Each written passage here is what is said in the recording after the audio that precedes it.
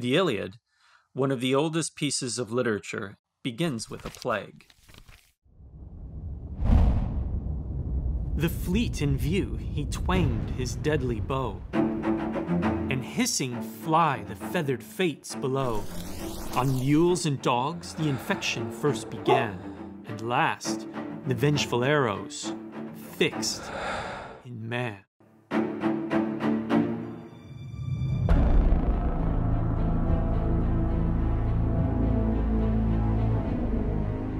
Stories about great change often begin with a plague. No matter how vast your kingdom or how tall your monuments, disease and infection weakened economies, armies, morale, and ultimately brought the demise of even civilizations.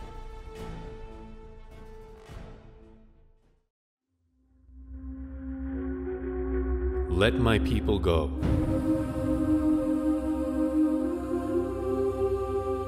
So that they may worship me. Or this time, I will send the full force of my plagues against you, and against your officials and your people.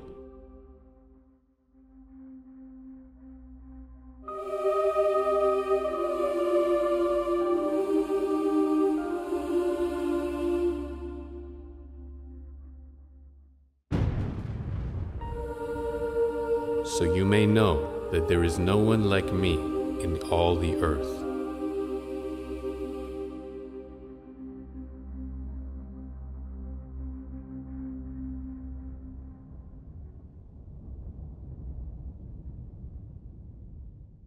In story after story, once a human being has been humbled, and the gods and their higher way of life are appeased, the plague is lifted. Notice just how clear that sounds. The plague is lifted. There's more to this plague than simply what's under a microscope. It's part of something bigger. There is unease and unrest even before the sickness spreads. Ancient Rome suffered several deadly plagues. The first of these arrived at a time associated with tyranny and moral corruption: Nero's reign.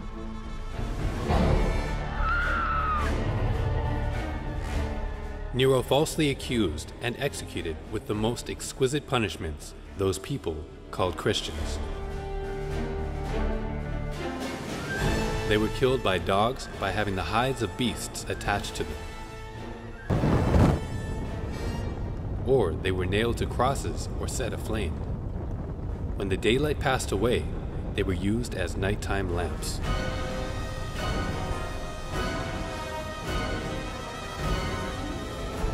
Tyranny, madness, depravity. This is how history remembers him. Rome rebuilt to even greater heights.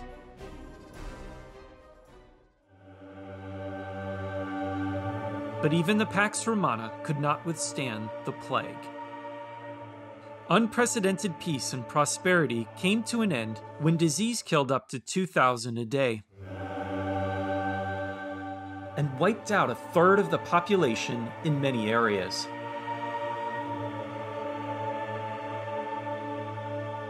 Plague only hastened what was already occurring. Life was cheap in this declining empire, and cruelty abounded, and the ideals, values, and institutions that brought the empire to its peak were all but forgotten. On my arrival in Aquileia, the plague attacked more destructively than ever before. So the emperors fled immediately to Rome with a small force of men. For the rest of us, survival became very difficult for a long time. Most, indeed, died, the effects of the plague being exacerbated by the fact that all this was occurring in the middle of winter. And less than a century later, the plague of Cyprian ravaged what was left of it. Up to 5,000 died per day.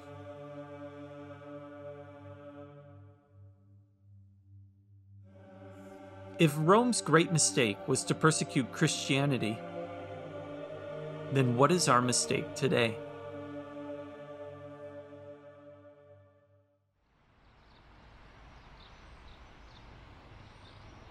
An empire died, but some things are not so easily extinguished.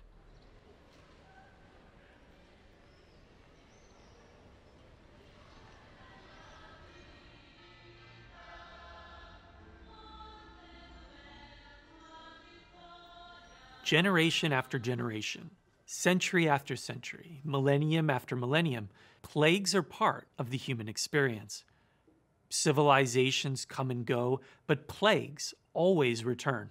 In China's highly developed civilization, people always knew that plagues were the will of heaven.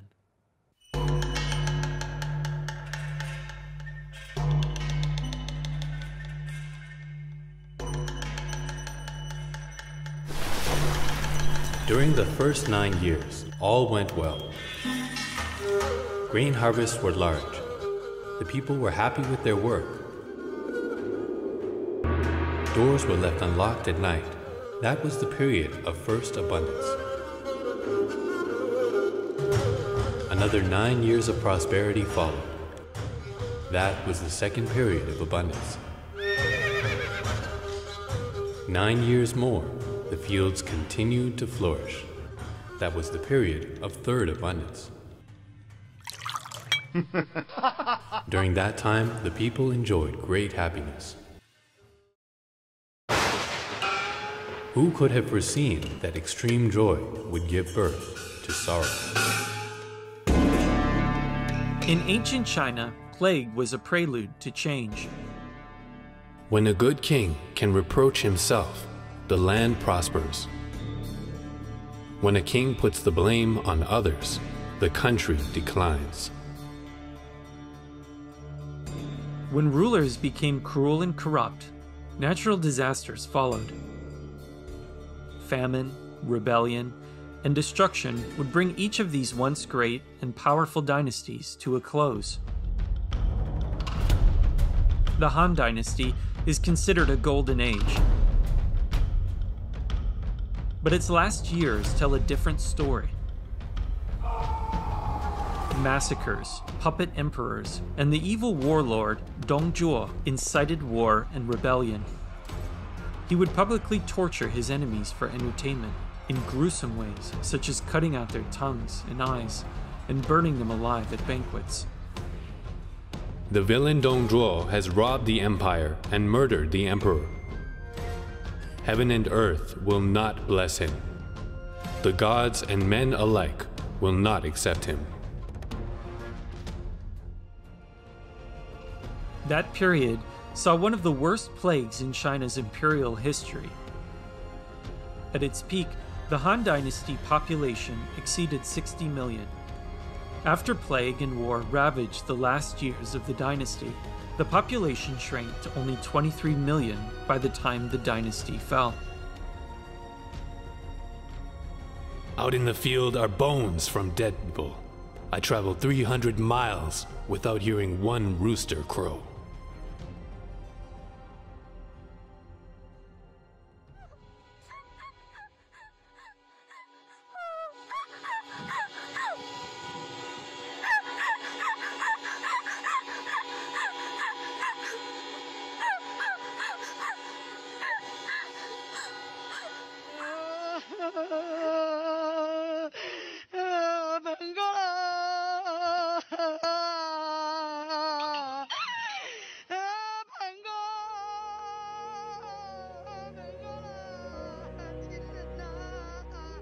The question in everyone's mind is, how could this happen? Why now? And why us?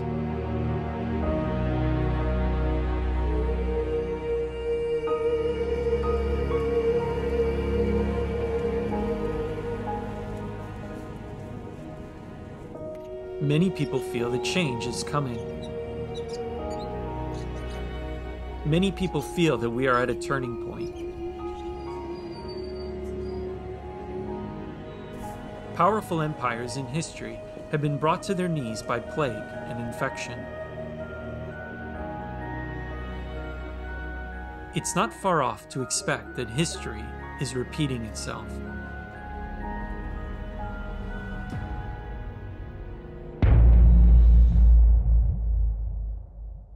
中方始终本着公开、透明、负责任的态度，执行党的决定。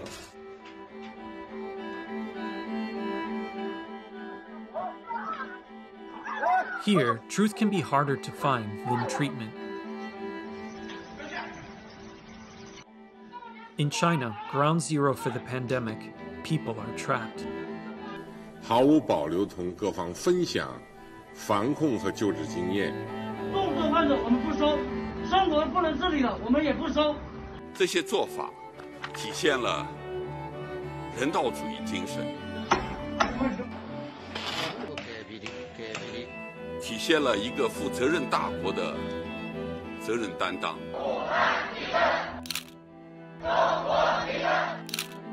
随时准备为党和人民牺牲一切。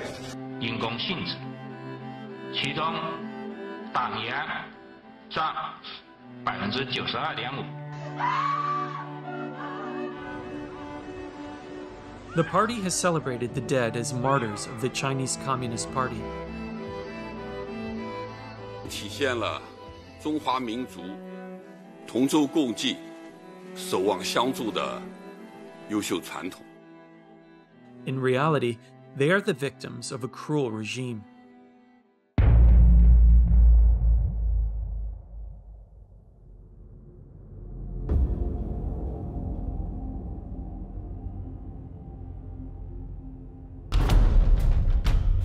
It's a regime forged in bloodshed, and it's never washed that blood off its hands. Its only goal is to sustain its power. All the time I don't feeling I'm safe here. China is still refusing to share the information we need to keep people safe. That people have no dignity, they have no value, and that they can do anything they want to them. And I sometimes worry that human life in China today has no value whatsoever.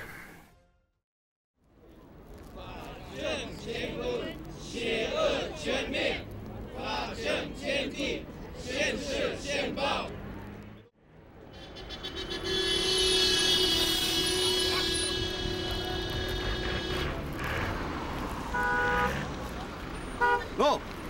Hey! Go! Go! Go! 开车，走，等等，走，没什么好看，等等，走。 Spiritual believers of all faiths are persecuted. I was taken to a special room and placed in a high chair. Bands held my arms and the legs in place and tightened when they pressed a button. The guards put a helmet on my shaved head.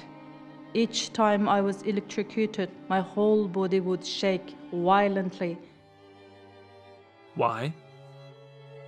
Simply because the Chinese Communist Party cannot allow people to believe God is higher than the party. Long live Xi Jinping. Anyone who could not memorize a book of slogans and rules within 14 days would be denied food or beaten. Would be 1.5 million people detained in concentration camps in Xinjiang right now. If the world had stood up and stopped what was happening to Falun Gong 10 years ago, not a chance. I was a young surgeon. We come to a place called Western Mountain Execution Ground. More than 100 armed police. They were there. Chief surgeon said, get the liver and the 2 kidneys. When I cut through, blood still come out. That means this person's still alive. We couldn't say no because there's no way you can say no. Killing your own citizens who believe in truth, compassion, forbearance. You are killing these people for their organs? What outrageous behavior. Are you a civilized government? Are you worse than Hitler? Are you worse than Stalin? They're tortured to death until they renounce, or rounded up in concentration camps to be killed for their organs, which are sold on the foreign transplant market. It's inevitable that justice will prevail. However, it's our choice whether that happens sooner rather than later. Can we allow evil to write this chapter of human history?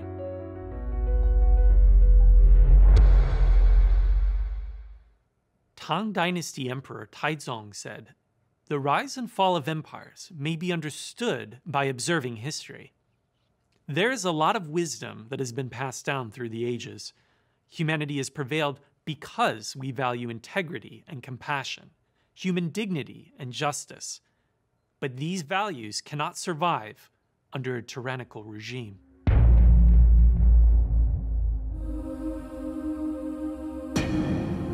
This regime's influence reaches into nations all around the world. And it has spread something more sinister than even the virus.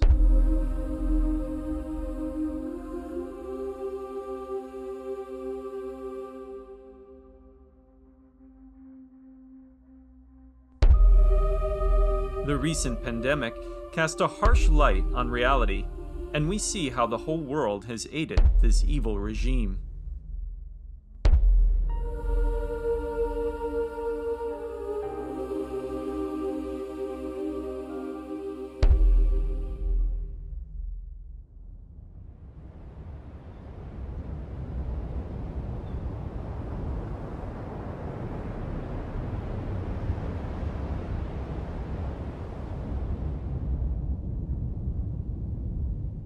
When things are chaotic to the extreme, order must be restored.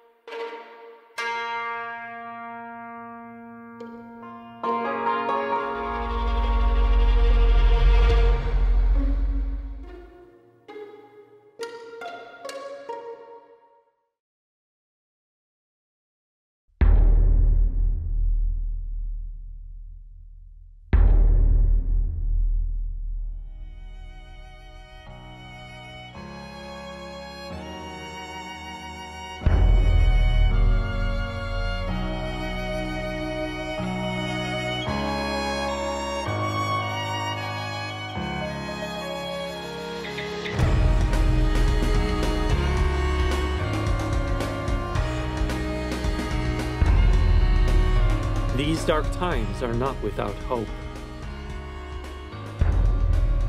Though all of us come from different countries, cultures, and walks of life, we share universal values.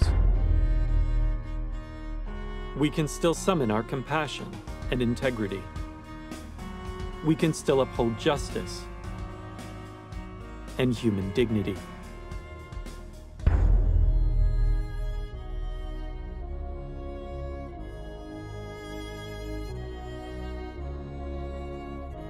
we have a say in how the rest of this story plays out, and whether we leave our next generations with a brighter future.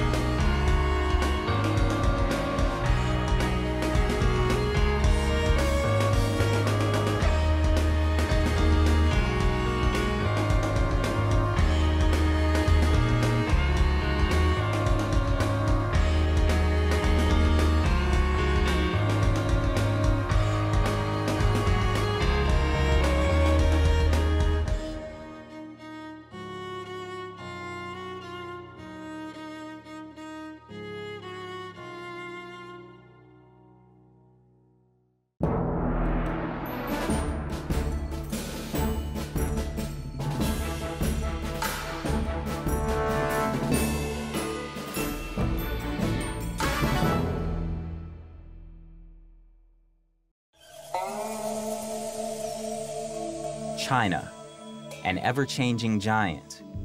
Home of the world's oldest living civilization, this land was nearly stripped of its spiritual roots after 70 years of communist dogma.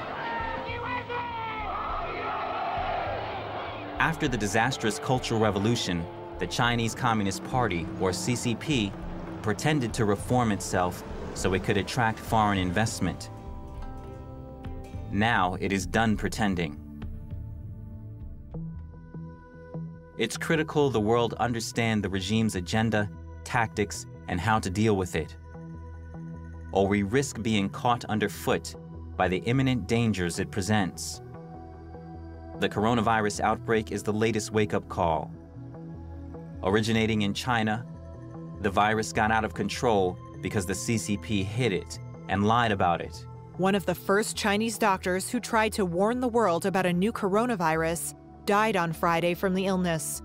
He and 7 others were reprimanded by Wuhan police last month for spreading illegal and false information about the coronavirus. For the regime, censoring information to maintain tight control is far more important than saving lives. This obsession with power has thrown the whole world into crisis. European Commission President Ursula von der Leyen confirmed on Tuesday that the EU would be closing off its external borders to curb the spread of coronavirus. The death toll from the coronavirus in Italy on Thursday overtook that of China, where the virus first emerged, making Italy's outbreak the deadliest in the world and now the epicenter of the pandemic. U.S. health experts fear the country is on a similar trajectory as Italy. Total cases as of this morning in New York City, 21,873. Criticism is growing over China's handling of the CCP virus outbreak. And if people would have known about it, it could have been stopped in place. It could have been stopped right where it came from, China. And the U.S. intelligence community has reportedly come to the conclusion that China's Communist Party purposely concealed their virus numbers from the start. U.S. Senator Ben Sasse, a member of the Senate Select Committee on Intelligence, put it plainly, quote, "The Chinese Communist Party has lied, is lying, and will continue to lie about coronavirus to protect the regime." Can something worse happen? Maybe. What if it is not a pandemic that may eventually pass, but a fatal threat to our security, freedom, and way of life? To learn about the CCP's method of rule, let's look at the experience of Hong Kong, one of the world's great cities.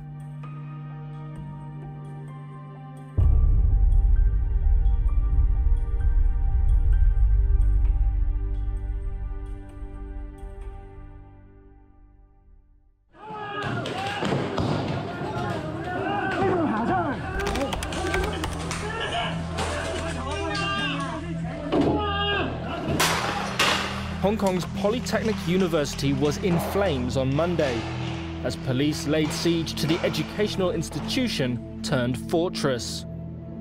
It's 40 miles from communist China, the CCP, and they feel it. President Xi Jinping made clear we firmly support Hong Kong police in strict and rigorous enforcement of law. Don't test our bottom line.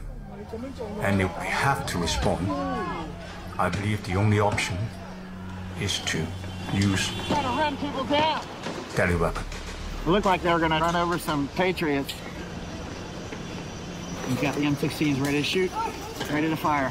Police, just use the gun to shoot us, and there is the rule is that all the people want to escape. They don't have the warrior culture here. They're super peaceful here. Generally, they like to go to school, make money, that sort of thing. Super civilized. Hong Kong was once one of us, free and vibrant. It shared the core values of other liberal democracies. But after the handover, its freedoms have come under the CCP's constant encroachment. Hong Kong is different from a lot of the fights going on in the world. It is the large majority of all of Hong Kongers fighting against communist China, really, in the end. We are fighting for freedom and survival, okay? And the world should know, if Hong Kong falls, the whole world falls, okay? Because the Chinese Communist Party is the existential risk of humanity, period. The CCP wants to remake Hong Kong in its own image, and its appetite is not limited to that. PRC, the regime in Beijing, is the most evil regime, if we leave aside the Soviet Union, since the Third Reich. The difference is that the Soviet Union and Third Reich didn't dominate critical global supply chains, including those providing life-saving medicine. In 5 to 10 years, we'll have virtually no manufacturing capacity left for generic drugs. And again, this is 90% of our medicines. Chinese companies formed a cartel, dumped it on the global market, and they drove out all the US, European, and even Indian producers. This was in the early 2000s. And once they gained dominant market share, prices went back up. What we've seen is not that China has become more like the rest of the world and that it's liberalized. We've seen it go the other way. The European countries have been naive about China for too long. It is a different system. And there is a risk that a different system tries to impose its system on other parts of the world. Before we realized it, the CCP had a death grip on our economy and had infiltrated our institutions. From the party's great firewall in cyberspace, or to that great wall of sand in the South China Sea. More repression, more unfair competition, more predatory economic practices, indeed a more aggressive military posture as well. If we do not meet this threat now, it's going to define our century in much the same way that the Soviet Union defined the last century. Learn from the Hong Kong experience, because we have been dealing with this giant for at least 22 years. We have what has been happening on the ground to illustrate and to demonstrate to you how the CCP can go about taking over all these institutions and values.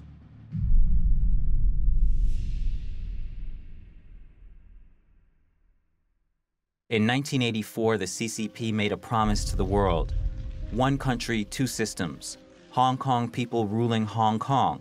In 1984 or before that, during the Sino-British Joint Declaration, most people were really afraid of the Chinese Communist Party. And then the strong man Deng Xiaoping, he understood that. He said, yes, Hong Kong will be handed back to China in '97. But don't be scared, because the communists are not going to come and run Hong Kong. Why? Because you will have one country, two systems. One for the mainland, one for Hong Kong. So you will have your capitalist system, your freedoms, your rule of law, your personal safety for 50 years after '97 until 2047. 就说50年不变了，50年之后更没变的道理。对。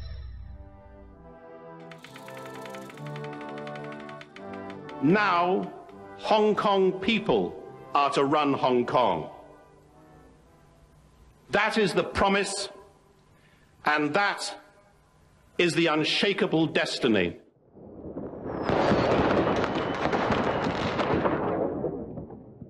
To the CCP, Hong Kong is a mixed blessing. It is crucial for China's international trade and foreign capital raising. But its aroma of freedom and persisting memories of the CCP's brutalities are considered poisonous to the CCP's ruling of mainland China. In 2003, 6 years after the handover, Beijing tried to pass Article 23, an anti-sedition law, in Hong Kong. It would let the party arrest commemorators, as well as free thinkers, people of faith, and political activists, all in the name of national security. Well, I think the Chinese government feels that they really need to come in and have very tight control. So, I mean, they have for decades, even before 1997, infiltrated Hong Kong. Their party members have infiltrated the government, the universities, business, and professionals. In 2012, the regime tried to implement a national education curriculum that glorifies the party and teaches its version of history. 現在國民教育最大嘅被批評嘅地方就係洗腦。因為國民教育科係中國定出嚟嘅歷史，唔係真正嘅歷史。The regime intensified media controls in Hong Kong in 2013 and 2014. Journalists were stabbed and beaten by triads linked to the regime. Vandalism, physical attacks, and financial interference became common. The basic law promises press freedom, but in reality, it is being significantly compromised. Interviews were barred, finished pages were removed, photos were added, columnists were sacked. This is the worst time. I think most of mainstream media are self-regulated and self-censorship. We also see that the Hong Kong media has been either bought up or controlled by the Chinese capital. In August 2014, Beijing laid down strict limits on promised voting reforms in Hong Kong. All candidates would be approved by the regime. For Hong Kongers, it meant the death of their democratic dream. What we want is the right to elect our leaders so that our leaders have a genuine mandate to govern Hong Kong. This will improve governance. We also want to see Hong Kong people having a genuine choice in electing their leaders and no screening mechanism. Beijing is reneging upon promises made in 1997 and also promises made to Britain that Hong Kong can retain a high degree of autonomy. It's been a month since pro-democracy protests erupted in Hong Kong, and these umbrellas have become a symbol of the movement. In November 2016, China's top legislature interfered in an ongoing politically charged court case by issuing an interpretation of Hong Kong's basic law. This led to the disqualification of 2 elected members of Hong Kong's Legislative Council. China's parliament recently made a rare interpretation of Hong Kong's mini-constitution, rebooting fears that Beijing is tightening its grip on Hong Kong's unique political process. It was unnecessary and would do more harm than good to public perception of the continued respect for the rule of law in Hong Kong. In a stunning move, on the eve of the 20th anniversary of the handover of Hong Kong, the Chinese regime betrayed the pledge that Hong Kong's return was founded upon. 中英联合声明作为一个历史文件，已经不再具有任何现实意义。对中国中央政府对香港特区的管理也不具备任何约束力。英方对回归后的香港没有主权、没有治权，也没有监督权。In 2019, under Beijing's urging, Hong Kong's chief executive tried to push a bill that would allow the extradition of Hong Kong residents and visitors to China.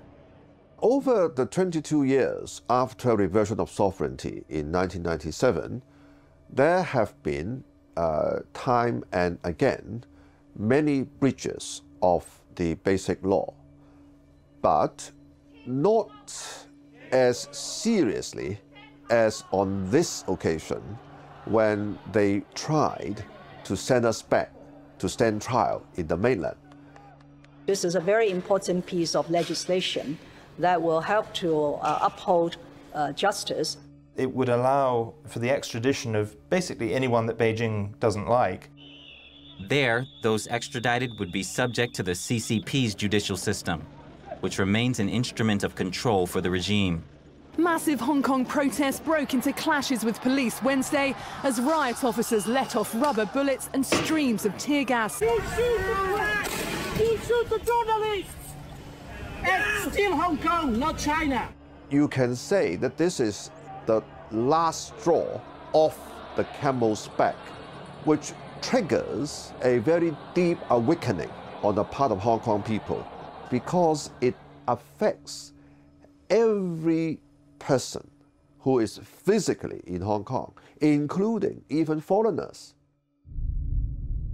As happened before in China and Hong Kong, Triad members seem to act on the regime's orders, attacking citizens and instilling terror. Hong Kong's political crisis has taken a violent new turn. This graphic footage came from a reporter who live streamed the attack at a rural train station Sunday night. After weeks of clashes between demonstrators and police, the spotlight has shifted to the territory's shadowy criminal network. Authorities say 45 people were injured in the attacks, with one in critical condition. Witnesses said police left Yuen Long Station when the violence started and then never responded to repeated calls for help. 前前後後起碼超過1個幾鐘頭。我對於警方係完全冇派人去嘗試控制個局面呢，係表示極度憤怒。More than apparent collusion between the police and the triads in that neighborhood, inexplicable. And the idea seems to be one of to shock, to awe, to terrorize. The terror rose further when police began random beatings. 我見到嘅係有警察嚟嗰一下，每個人都好驚警察，竟然係點解佢哋嚟咗往中環呢個車卡去襲擊我哋？然後佢係冇行過嚟問啊你係邊個啊，都冇做過任何佢去詢問嘅過程，佢就係拎住佢支棍，拎住胡椒噴霧打人、襲擊人、噴人。一班應該要保護緊香港市民嘅人，最後令到香港市民受傷嘅人，點解會係一啲要保護我哋嘅人去令到我哋受傷呢？香港嘅警察咧係採取咗一個新嘅方法，所謂止暴制亂，就係咩咧？叫做震懾效應。震懾效應係咩咧？佢唔介意俾傳媒影到佢哋呢啲過分極端嘅鎮暴手法。佢調翻轉，佢係要你影到添，然後同時通過呢啲嘅社交媒體啊或者電視台嘅畫面嘅傳播咧，係震懾咗大家唔出嚟。特別係針對咧越後生嘅所採取嘅手法越極端。其實而家直接指揮緊香港警察嘅應該唔係林鄭月娥，咁我相信就係呢個所謂政法委啦、國安公安嘅系統指揮緊香港警察，所以先至會咧係用一種更暴力、更兇狠嘅方式去鎮壓呢個香港嘅示威。One protester was shot by an officer at close range, leaving him bleeding and howling on the ground. Police in Hong Kong opened fire on anti-government protesters Monday morning. Local media report at least one person was hit.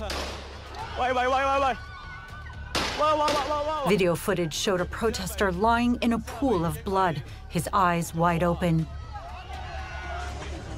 This week was the first time officers used force on campus grounds. For hours, they fired a barrage of tear gas, rubber bullets, and water cannon. On university campuses across Hong Kong, thousands of students dug in on Thursday. Surrounded by piles of food, bricks, petrol bombs, and other homemade weapons, they're waiting for what happens next amid the city's escalating violence. Clashes between Hong Kong police and protesters have continued to escalate over the weekend. The city's Polytechnic University has now become the epicenter. Hundreds of protesters are still holed up at the Polytechnic University in Hong Kong after an intense two-day confrontation with police. Arrests have been made throughout the day as anyone who tried to leave the university was either pushed back by tear gas or arrested immediately. Some left through daring escape attempts. For those who have escaped, Hong Kong's police has a message. Let me tell you this, you can run, but you cannot run forever. Just like the day before, a man that was identified by us has been arrested. Criminals that have escaped will eventually be captured. 香港保安局局长李家超公布了警方统计的数据，指今年从6月到9月的自杀案件共有256宗，比2018年同期多出34起，而发现尸体案件为2537宗，比去年增加311件。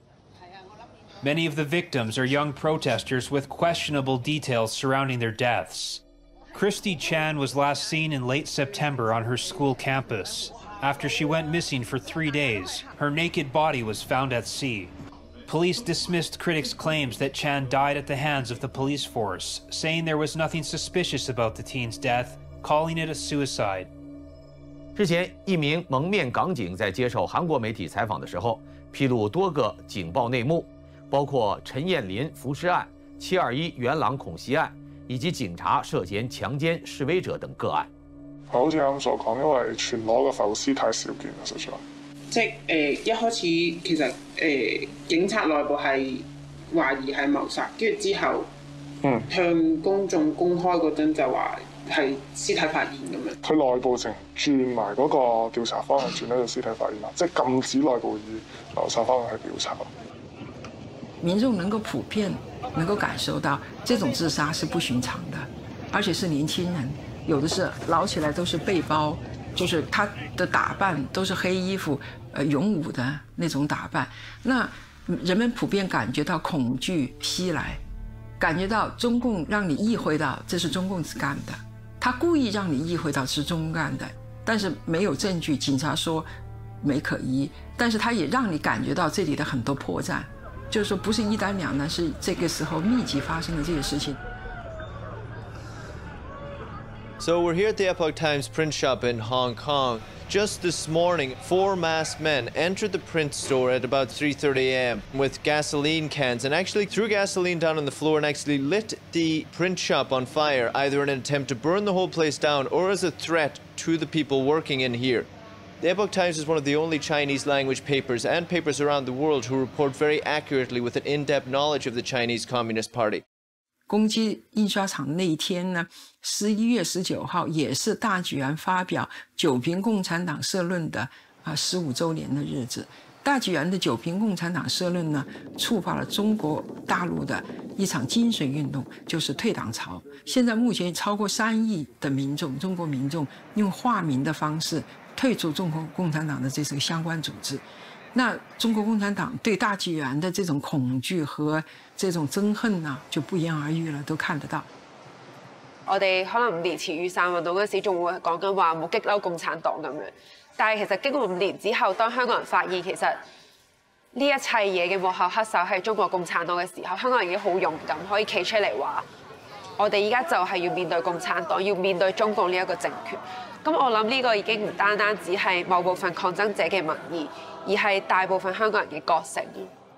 有冇諗過今日行？我冇驚過，出得嚟行就預咗呢啲嘢。冇，但係我同我啲 friend 講咗話，要遺書㗎，即係講晒遺言㗎啦。咩嚟㗎？講唔講得㗎？講得啊！即係總之，如果我真係有咩三長兩短嘅，咪為見到我嘅浮屍啊乜嘢嘅。 攞去器官捐贈咯，捐下啲有需要嘅人咯。次次出嚟死就預咗死㗎啦，講真句。但係不過冇辦法啦，為香港一定要贏㗎呢場仗。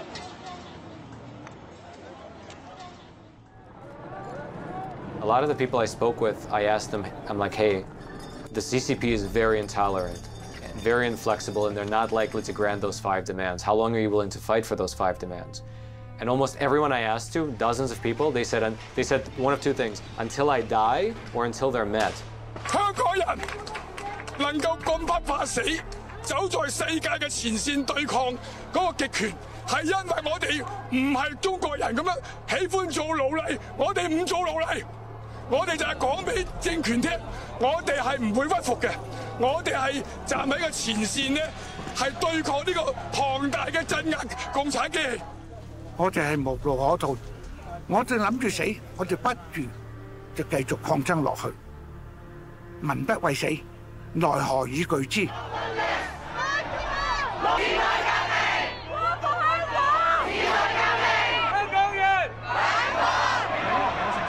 Well, I've seen other conflicts, whether it's Nepal or Afghanistan, Iraq, Philippines, Thailand, quite a lot, years. And this is the only one that I've seen that amounts to Poland on the geopolitical gravity of the situation. Poland was the last straw for the Soviet Union. And now Hong Kong is that nexus of problems for CCP. This is an existential threat to CCP. The CCP has made many promises. In 1944, Chairman Mao told the visiting U.S. Army Observation Group, "The U.S. is our good friend, and the Chinese Communist Party's goal is to establish an American-style democracy for Chinese people." The American officers spent a year in Yan'an assessing the communist organization and their military potential. With full U.S. government approval, the Americans instructed the communists on strategy and weaponry. I think at the time that they were a democratic force, that they were a popular force, and they had a popular support. 5 years later, the CCP ruled China. Soon, Chinese soldiers were fighting U.S. soldiers in Korea and Vietnam, where over 95,000 U.S. soldiers lost their lives. Chinese people suffered far worse. Since the CCP took power, 80 million people have died from its policies and political campaigns. Despite its ongoing brutalities, in 2001, the CCP was granted entry to the World Trade Organization with the promises of reducing trade barriers, opening up markets, protecting intellectual property rights, reforming its legal system, and respecting human rights. A decade later, the U.S. Congress examined the CCP's compliance with its promises. Judging by the expressions of the past 10 years, I think the answer to the first question, whether China has and will keep its promises, is sadly no. Not only did WTO not bring freedom and democracy to China, it so certainly didn't bring fair trade either. Given its size and economic influence, China's refusal to abide by many of its WTO commitments not only harms the U.S. and third country economic interests, but threatens to undermine the legitimacy of the WTO and the international rules-based trading system. Thanks to the CCP's entry to the WTO, it now has a global chokehold on the manufacturing of medicines and medical supplies. In early March 2020, in the midst of the coronavirus crisis, China's state-run Xinhua news agency published an editorial targeting the U.S. Is the Chinese regime preparing to blackmail the U.S. over pharmaceuticals? The Communist Party is hinting it could withhold face masks and medical supplies from the U.S. as a form of leverage on other issues. The coronavirus pandemic is highlighting America's deep dependence on China for medical supplies. Since 2013, many countries have been enticed by the CCP's Belt Road Initiative, a global infrastructure development and investment strategy. China has positioned itself as an advocate of globalization and says its policies help the developing world. The aim of building the Belt and Road is to work together to face the risks and challenges facing mankind, realizing win-win cooperation and development together. Over 60 countries in Asia, Europe, Africa, and South America have bought into this vision. 中伊两国政府关于共同推进丝绸之路经济带和21世纪海上丝绸之路建设的谅解备忘录。I strongly support President Xi's ambition to have mutually beneficial free trade agreements in place. The BRI initiative is something that will benefit the region and the world at large for decades and probably millenniums to come. However, as the truth of these glowing promises was gradually unveiled, enthusiasm dwindled.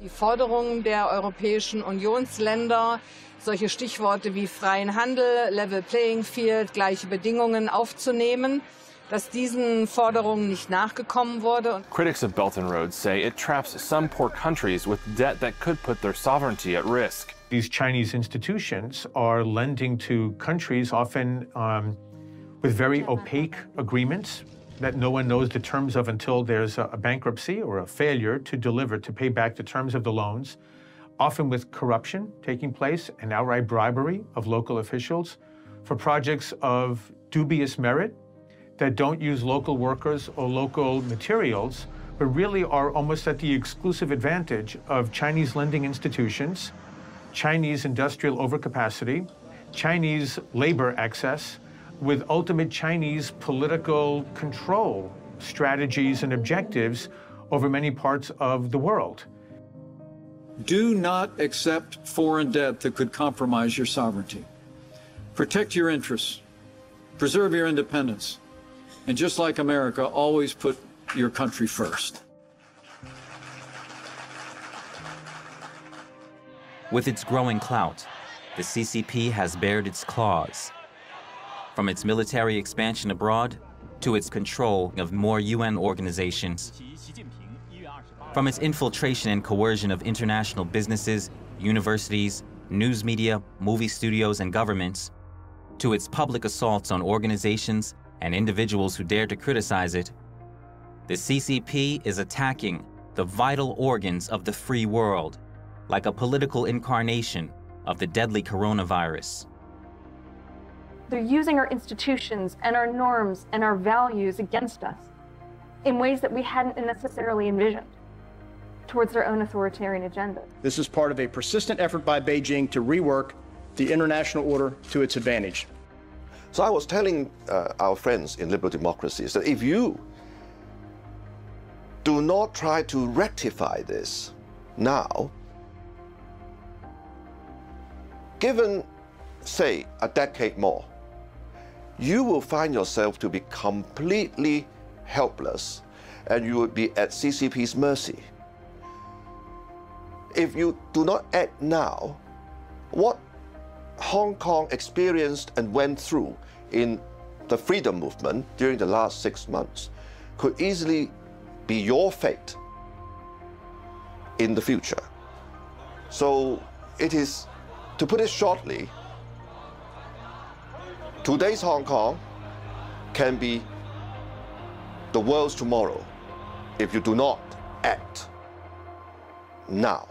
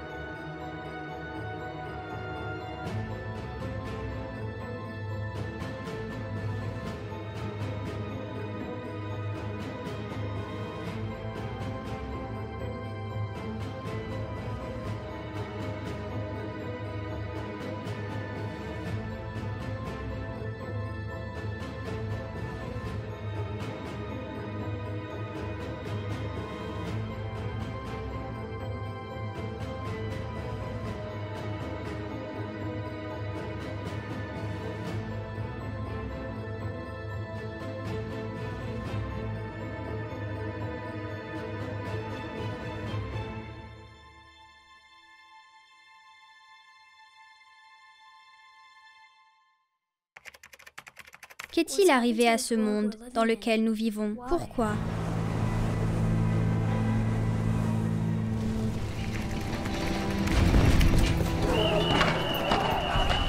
Au cours des 4 années qu'il a passées sur cette terre, il n'a connu que la guerre.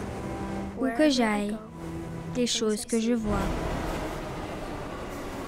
je veux juste m'en détourner.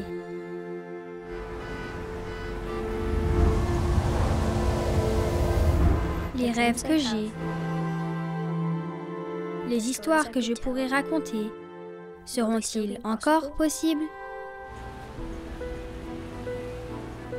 Cette année, plus que jamais, j'ai besoin d'un monde tout neuf, un monde propre.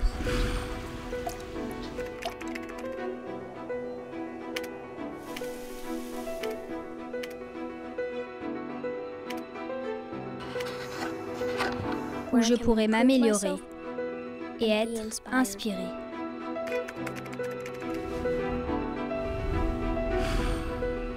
Ma scène peut être partout et n'importe où. Mais elle commence ici.